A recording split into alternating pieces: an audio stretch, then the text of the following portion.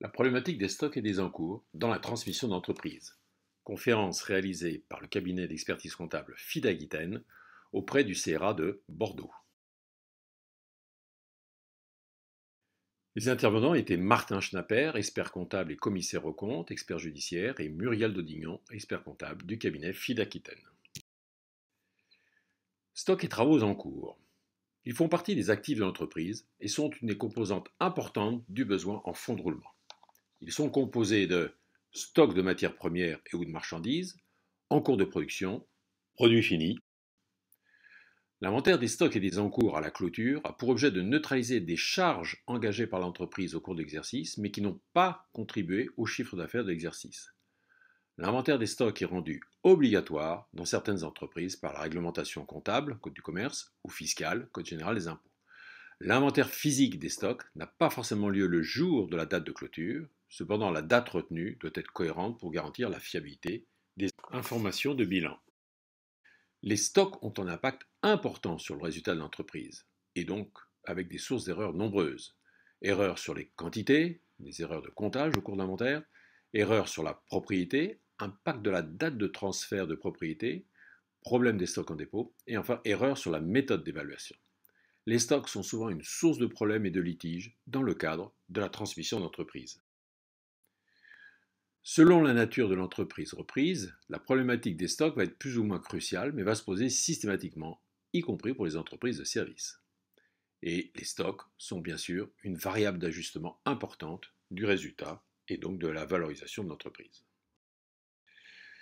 L'inventaire physique. L'inventaire physique contradictoire des stocks est indispensable dans le cadre d'une cession. L'établissement d'une situation intercalaire au plus près de la date de cession est nécessaire pour la mise en œuvre ultérieure de la garantie d'actifs et de passifs et éventuellement la fixation du prix définitif en cas d'ajustement du prix de cession en fonction du résultat au jour de la cession. Méthodologie. La méthodologie d'organisation d'un inventaire physique contradictoire est la même que pour un inventaire physique annuel.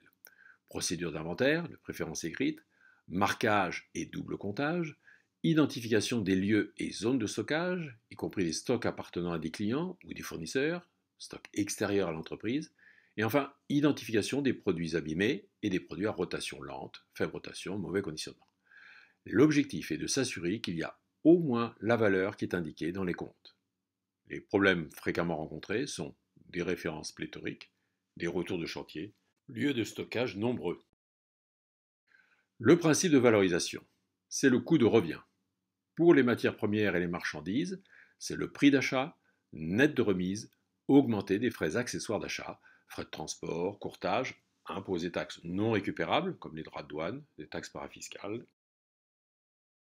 Pour les encours et le produit fini, ce sont les charges directes de production, main-d'œuvre directe, matière, sous-traitance directe, des charges indirectes de production, main-d'œuvre indirecte, énergie, et enfin des frais généraux de production, amortissement des outils de production, structure administrative de l'usine. Les frais généraux administratifs sont exclus, de même que les frais de commercialisation. Quelques problèmes rencontrés fréquemment, une estimation erronée du degré d'avancement d'un chantier ou d'une commande, les chantiers de longue durée, méthode à l'avancement ou à l'achèvement, l'absence de suivi des heures en interne, le traitement comptable de la sous-activité et aussi la séparation des exercices, cohérence achat-stock, cohérence facturation-stock. La valeur d'inventaire peut être différente du coût de revient.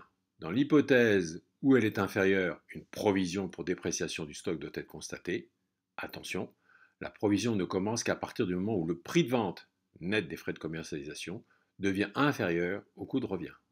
Quelques exemples classiques, des collections dans le monde textile, des erreurs dans les commandes, du surstock ou du stock à rotation lente, le stock de pièces usagées, véhicules usagés dans l'automobile, stock de pièces détachées.